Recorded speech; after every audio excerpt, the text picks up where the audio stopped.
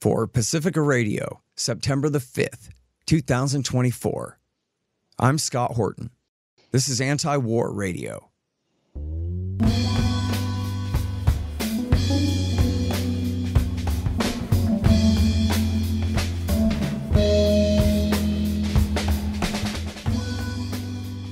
All right, y'all, welcome to the show. It is Antiwar Radio. I'm your host, Scott Horton. I'm editorial director of Antiwar.com and author of the book, Enough Already, Time to End the War on Terrorism. You can find my full interview archive, more than 6,000 of them now, going back to 2003, at scotthorton.org and at youtube.com/Scott Horton Show and all your favorite podcatchers and video sites and so forth, /Scott Horton Show. And of course, I'm here every Thursday from 2:30 to 3. On KPFK 90.7 FM in LA. And our guest this week is the great Max Blumenthal, author of The 51-Day War, Goliath, and The Management of Savagery, which is just the Max Blumenthal version of Enough Already, which is just fantastic. And he runs the Gray Zone. He's the director of the Gray Zone, and he does investigative journalism and hard-hitting stuff, and he's got a crew of writers and journalists that work for him, like Aaron Mattei and Kit Clarenberg, that'll just knock your socks off. And he's such an important part of American journalism. Welcome back to the show. Happy to have you here, Max. Hey, great to be back. Good to have you here. And thank goodness I'm not on Twitter right now because I'm busy writing a book about other things. But I heard tell that you went to the DNC and you got to do all kinds of journalism about the protesters and about the Democrats and the party people and the crowd and interviews and all kinds of things. So please tell us, what all did you learn there? If you want to start with the protesters or start with Schumer or whatever you got. Well, there's a lot more to report, and I think you're going to want to follow up with me because I'm working on some reporting about the fallout from the convention. And what I saw there was pretty depressing from the point of view of someone who's anti-war, dismaying from the point of view of someone who opposes the genocide Israel's carrying out in the Gaza Strip, which is now morphing into the Gazification of the occupied West Bank.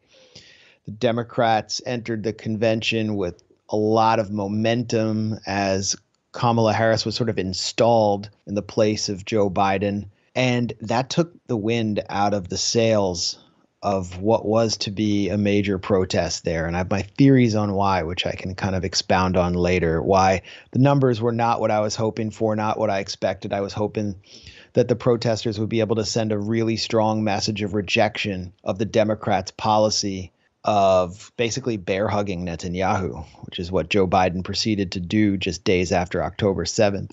And for a reporter, from a point of view of a reporter, I wasn't credentialed. And that kind of worked in my favor because the credentialed press was all kind of penned in like a kind of VIP section away from the floor. They were given passes to go on the floor for a half hour only, which is the only place where you could actually meet the VIPs and get in their faces. And none of them really wanted to ask the hard questions. As you could see, the press wasn't even pushing for a Kamala Harris interview, which she eventually granted to Dana Bash, who is one of the biggest pro-Israel fanatics in the media. And so I got tickets one night, and I went with my colleague Wyatt Reed down to the basement of the United Center after we passed through this giant securitized city within a city, which was designed to prevent the protesters from getting anywhere close to the United Center.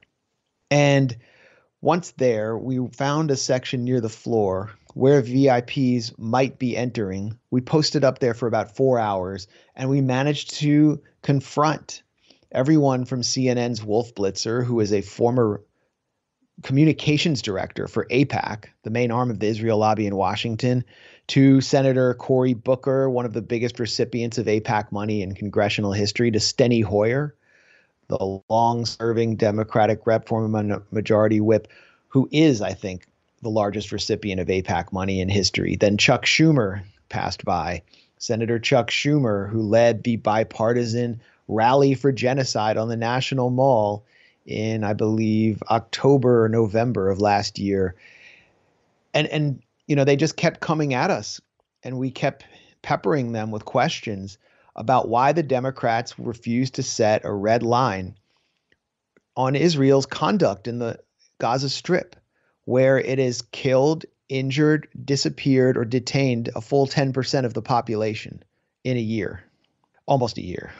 Nothing could be said back to us that made any sense, to the extent that they even tried. Most of them walked away, and it really showed the kind of posture the Democratic Party elite was taking toward journalists who wanted to ask about this issue. They didn't want to deal with it at all. They didn't want to deal with it to the extent that the uncommitted movement, which had garnered 100,000 uncommitted votes in Michigan alone, along with tens of thousands more during the Democratic primaries in a show of protest against the Biden administration's bear hug Bibi policy, was denied even the opportunity to have a Palestinian speaker address the DNC in a vetted speech, a very milquetoast vetted speech, after the family of an Israeli captive in Gaza spoke.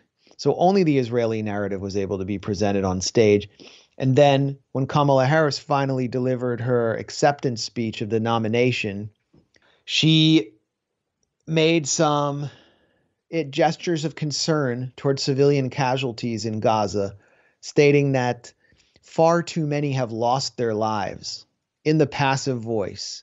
They could have died, I don't know, in a hurricane or some other natural disaster. Maybe they died from monkeypox. Who knows? Actually, many are dying of disease now, and polio has arrived in the Gaza Strip.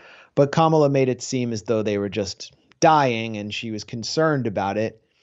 But most of her energy was reserved for condemning Hamas, including for systemic sexual violence on October 7th, something that never happened, that is the product of a Israeli propaganda hoax, which Kamala Harris routinely promotes and platforms. And then she threatened Iran and the Yemeni Houthis with more military force. And this followed a day of just straightforward neoconservative rhetoric from figures like Jason Crow, the Democrat from Colorado who joined with Liz Cheney to prevent or to issue a bill that condemned withdrawing from Afghanistan at any point.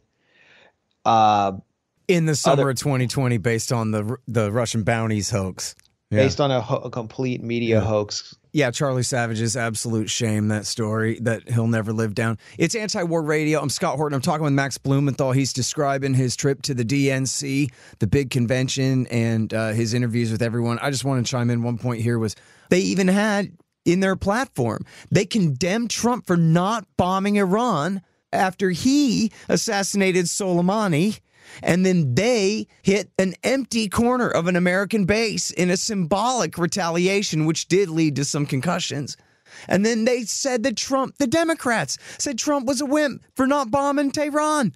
Yeah. My God, man. Kamala Harris attacked Donald Trump during her nomination acceptance speech for doing diplomacy on the Korean Peninsula. And she vowed that she would never, ever conduct any negotiations with Kim Jong-un, the North Korean leader. 80% of South Koreans who want to reunite this Korean peninsula and end the war, to actually have an armistice and reunite with their families in the North, will be denied that under a Kamala Harris administration, because Korea has to be one of the front-facing, forward-positioned de facto bases of the U.S. military. When it pivots to Asia, if it ever can, extract itself from the Middle East and pivot to Asia and initiate the coming war with China.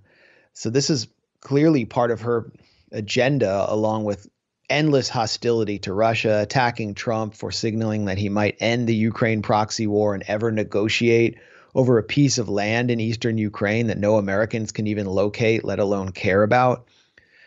This is a neoconservative administration. It really represents the third coming of Bush's second term. I should say the fourth coming of Bush's second term, because the interregnum of Trump and Obama was very much like George W. Bush, despite their rhetoric. Yeah.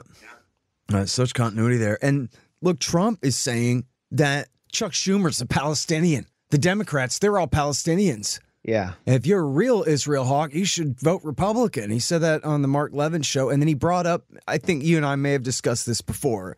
Trump noticed this and said it one time, and he really likes it. And so he thinks this is a great talking point. And so he keeps saying over and over and over again what an absolute tragedy and catastrophe it is that Israel no longer completely owns and controls and dominates the Congress. That anyone is allowed to speak against them now is the worst atrocity. And he goes on and on about the protesters. This is the guy who's supposed to be standing up for free speech, as you know, compared to the Democrat censors. And he talks like college protesters opposing killing people are traitors to America for opposing Israel. Well, I don't think Trump can do anything more in Palestine than is currently being done now. Israel has carte blanche from the Biden administration. They exercise no leverage to prevent Israel from doing whatever it wants. That's why Netanyahu, in his psychotic speech denouncing the protests in Israel against him for failing to secure the release of the hostages and prisoners of war in Gaza, that he declared, and this was completely missed by the whole American media, that he can resist U.S. pressure indefinitely. And it's because there really is no pressure. When he was asked about Biden grumbling about Netanyahu not wanting to make a deal, he said, well, Tony Blinken said that I offered Hamas a generous offer. And Blinken did do that. And Netanyahu probably asked Blinken to do that because that's how he has played one U.S. administration after another. So I don't think there's anything more that Trump can do. The rhetoric he deploys is nakedly anti-Palestinian, exterminationist, catering to the Republican base, which has a disproportionate number of Christian Zionists in it. And he's telling us what he'll do. The threat from Trump, it really relates to Iran, that he would take the leash off Israel and he himself would authorize more U.S. military action against Iran, along with intensified sanctions, although the Biden administration hasn't really done anything to move back into the Iran deal. The Iran deal is effectively dead. Yeah. Back to the Democratic convention. Yeah, I was just going to say, because the spirit of this whole thing. It was so telling that the speeches leading up to Kamala Harris were CIA former officers and the former director of the CIA. I mean, other than Jason Crow, who was a U.S. military veteran and a right-wing Democratic militarist, you had Elisa Slotkin from Michigan, who's former CIA. It was a full-scale neocon speech. It could have been written by Bill Kristol and Bob Kagan, attacking Trump for possibly ever pulling U.S. troops back from across the world, ending the Ukraine proxy war. In this speech brought her into the spotlight and earned her massive standing ovations. And then Leon Panetta spoke again to praise Kamala Harris. These are the people that are really controlling Kamala. And this is what we saw with the Trump era, is that the Democratic Party became the party of the CIA and the FBI and the security services, the secret security services that just simply want to preserve the establishment. And I could have sworn when the Democrats started floating the idea of a secret surprise celebrity guest speaker, when everyone started wondering, is it going to be Taylor Swift? I thought it was going to be George W. Bush. Hang on just 1 second for me here. You guys, I'm so proud to announce the publication of the Libertarian Institute's 14th book. It's Israel, winner of the 2003 Iraq Oil War, Undue Influence, Deceptions, and the Neocon Energy Agenda by Gary Vogler, former senior oil consultant and deputy senior oil advisor for U.S. forces during Iraq War II. Remember how I wrote in Enough Already about how Ahmed Chalabi sold the neoconservatives on a plan to rebuild the old British oil pipeline from Mosul and Kirkuk, Iraq, to Haifa, Israel, if they would only get the United States to overthrow Saddam Hussein for him? and how they bought it because they are as dumb as they are corrupt? Well, Gary was there. As senior civilian consultant to the DoD and Iraqi oil ministry, he had a unique window and experience witnessing the Pentagon neocons and their machinations on behalf of Israel before and during that war. And it turns out that even though they did not get their pipeline, as Vogler demonstrates, the neocons and their Likudnik bosses figured out an effective plan B anyway. You are going to love Israel, winner of the 2003 Iraq Oil War by Gary Vogler, available everywhere. Check it out along with our other great books at libertarianinstitute.org/books. Hey, y'all, let me tell you about Robertson Roberts Brokerage, Inc. Nobody trusts the U.S. dollar anymore. Foreign governments are stocking up on gold instead of $100 bills. One, they know they need to, and two, that means you need to too. Interest rates are up, but for some reason, not much for savings accounts. Park your money there and watch Uncle Joe Biden just counterfeit its value away. You can see how the Fed is afraid to raise rates to beat inflation for fear of popping the current bubbles, at least before the election. So more inflation it will continue to be. Gold is your shield against monetary and price inflation, just like it always has been.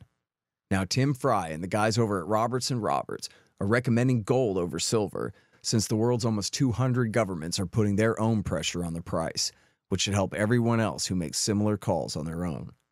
Of course, Robertson Roberts can help you with platinum, palladium, and silver, as well as gold. Don't let the Fed and the war party inflate all your savings away.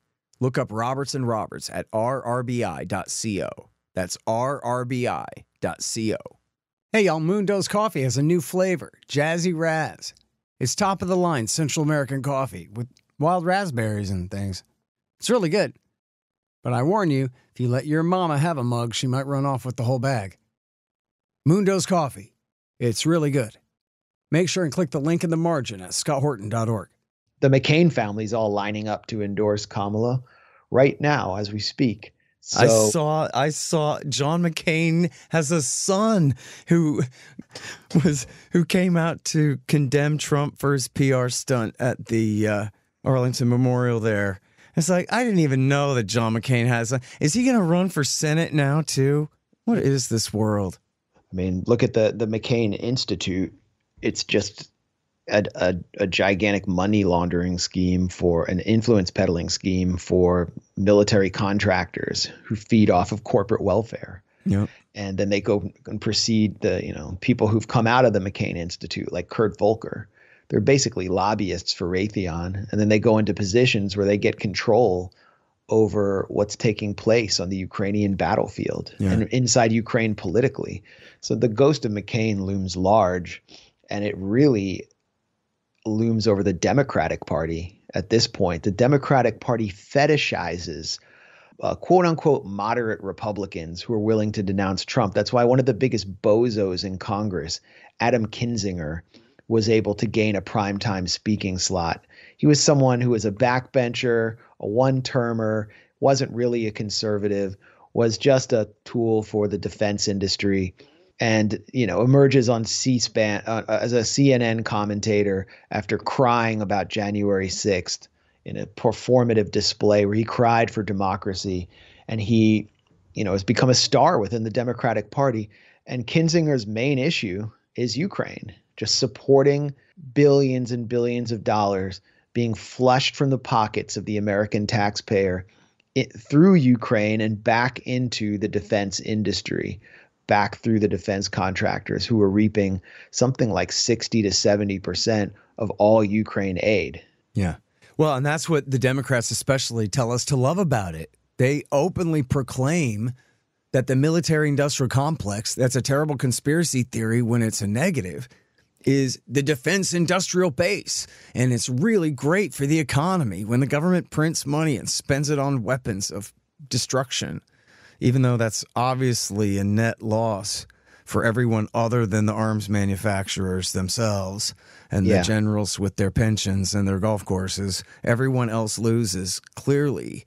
And yet they openly proclaim the greatness of the defense industrial base.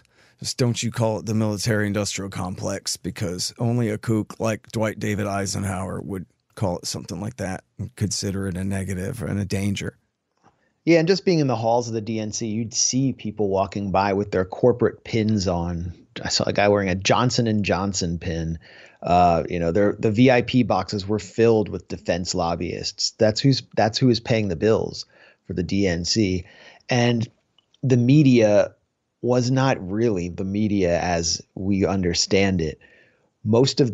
Many of those I met who were credentialed media were teenage influencers who were simply getting their first chance to do national media, be part of the press corps, and were there simply to promote Kamala Harris on TikTok and Instagram. They were literally credentialing. I met two 14-year-olds who were the only other people trying to doorstep and ambush VIPs, but they were just wanting to ask them about climate change, and they were there as part of some environmental group to promote Kamala's green agenda. They're literally 14 years old. Yeah. No one was asking hard questions that I saw.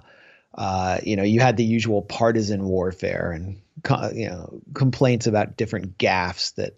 Yeah. Let me ask you this, Max. There is a big protest movement now. And you're a guy who's been around and come from the anti-war left and know a lot about this. So I wonder if you have advice for people because, the students are back in class now and they got 2 months to raise hell until the election. So, where is their energy best spent, do you think? Well, the fact that the campus is the base of anti-war activity is sort of depressing. It shows how neutralized every other area of society has been. If you look at the protests outside the Democratic Convention, the largest one might have been 5,000 people. It mostly consisted of I don't want to say professional activist class, but of people who are veteran anti-war activists, along with third-party activists, many of them from sectarian socialist parties that have no interest in dealing with the Democrats, but who often ape their positions and alienate a lot of Americans. I mean, one of the protests on the first day was for Palestine and queers and abortion. It's like, how can we section off things as much as possible to make sure that Palestine is unrelatable as possible to people who don't already agree with us? And don't the Democrats already aggressively support queer rights and abortion rights? Isn't that already part of their platform? So what are you protesting for? And this is one of the sectarian socialist parties protesting. Then what you didn't see were the major Muslim groups busing their constituents in, bringing people in from mosques, as they did during the major protest in DC, the first major protest, which took place, I think, late last year. And it flooded the streets of DC. It was a powerful show. And that's because I think so many of these Muslim groups, their leadership has decided Kamala is likely to win. The media is pushing hard for her victory, and we want to negotiate with her when she's in office. So we don't want to antagonize her or appear as her enemy outside the Democratic Convention. So that's my theory on why the protests essentially failed to materialize. Then you had the uncommitted movement itself, which staged a really sad sit-in outside the convention as Oprah Winfrey spoke, guaranteeing as little media interest as possible. Oprah was kind of a surprise celebrity speaker, looked great after so much Ozempic, and was really occupying the camera.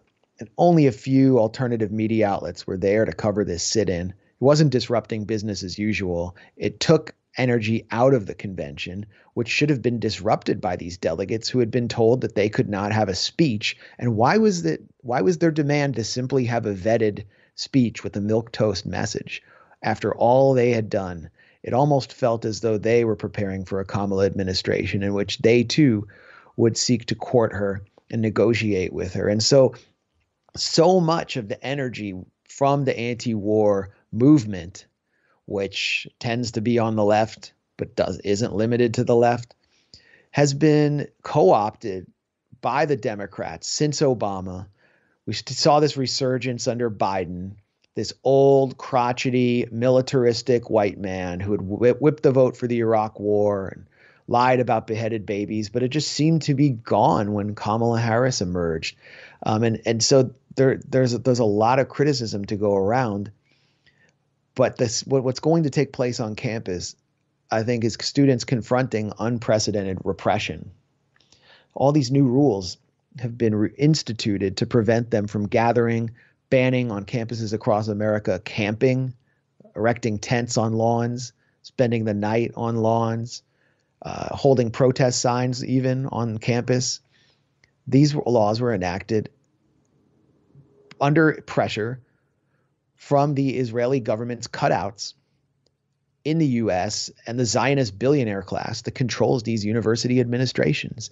And so I think what the students are doing is fighting not just against the Holocaust of our times, but fighting one of the most epic free speech battles. And they can win people over if they frame it that way, as the right seeks to sort of paint them as a bunch of masked lunatics in order to avoid dealing with the actual issue at hand. Let me give you 5 minutes at the end here, Max. Yeah. You called it the Holocaust of our time. That's pretty hyperbolic language. Why don't you tell us for 5 minutes what's going on in Gaza and in the West Bank that you think the people of LA need to know about here listening to KPFK today? Well, you can just go on any social media outlet. I think Twitter X would be the best one, and watch children be burned alive in their homes in the Gaza Strip day after day. I'm not exaggerating. Like, I can point anyone in any second to video of.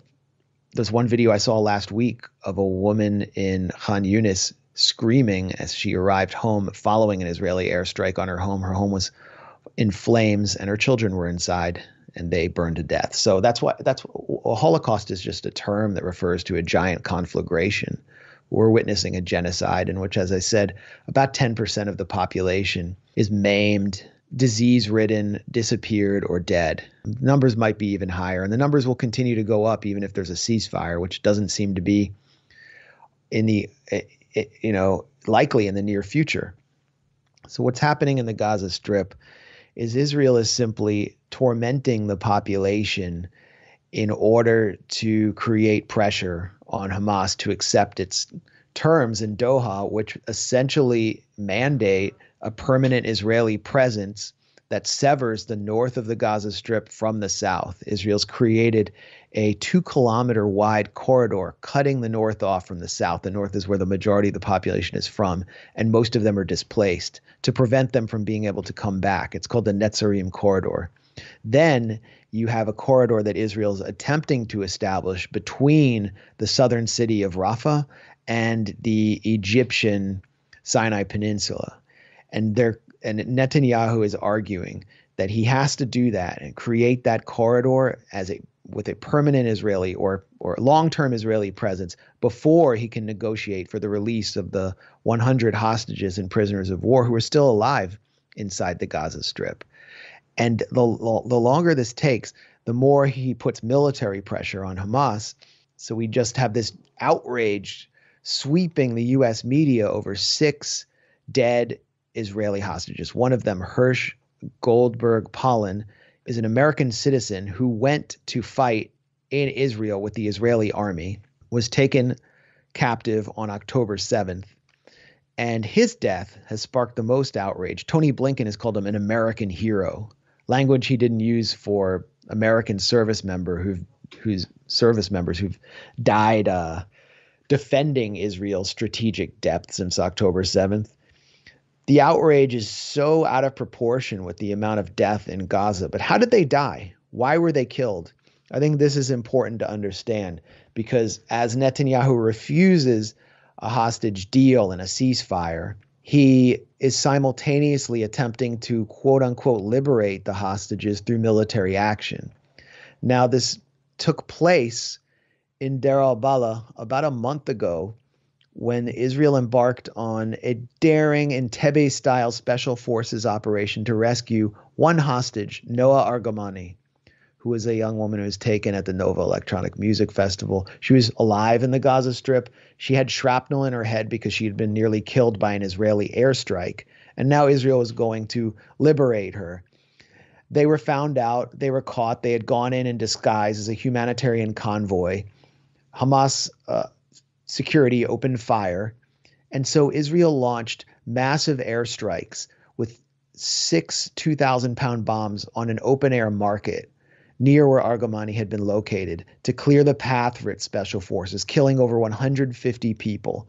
They got her out, and this led to a change in Hamas policy, where they determined that if the military, the Israeli military, was getting close and they were under pressure, rather than allow them to capture the hostages while they're massacring large amounts of people, they would kill the hostages. And so that's what they did with these 6 hostages because of Netanyahu's policy of rejecting a ceasefire deal, releasing Palestinian prisoners, political prisoners and hostages, and instead continuing to pursue the military-only path. And it's been a disastrous policy that's resulted in death. Large protests are erupted in Israel demanding a ceasefire. And Netanyahu has said, no, we are going for the Philadelphia corridor between Gaza and Egypt. And that's how we'll finally cut off the oxygen to Hamas. It's a delusional fantasy that he can end Hamas there. But it's what his base in Israel demands of him. And they run around wearing hats, Netanyahu fanatics in Israel, who are a very powerful constituency. You'll see them in the streets of Israel with blue hats on, modeled after the red Make America Great Again hats of Trump, and they say total victory. So total victory means endless war. It means continuous genocide. And the Biden administration, the Biden, Blinken, Brett McGurk, Kamala administration, has shown no willingness to finally put its foot down and suspend arms sales to Israel. It just authorized a $20 billion sale of weapons to Israel. So it means Netanyahu's policy has been ratified, even as Biden grumbles about Netanyahu. Since the Iraq War, it's the most disastrous abuse of diplomacy I've seen the U.S. engage in. Yeah, at least since Libya, Syria, and Yemen. Yeah, I guess it's hard to choose. And Ukraine. It's just continuous. Right. But yeah, I'm glad you brought those up. I mean, it's the addiction to regime change. The U.S. is pursuing the Israeli policy of regime change in Gaza, just as it did against all of these other perceived enemies of Israel. Yeah. All right, listen, I'm sorry, we're out of time, but everybody, that's Max Blumenthal. He runs The Gray Zone. He writes great books, and you should pay close attention to him on Twitter and to all of his guys, too, writing over there at thegrayzone.com. Thank you, sir. Thanks a lot, Scott. All right, you guys, and that's Anti-War Radio for today. I'm your host, Scott Horton. I'm at scotthorton.org. I got 6,000 interviews going back to actually 1999 for you there. And I'm here every Thursday from 2:30 to 3 on KPFK 90.7 FM in LA. I'll see you next week.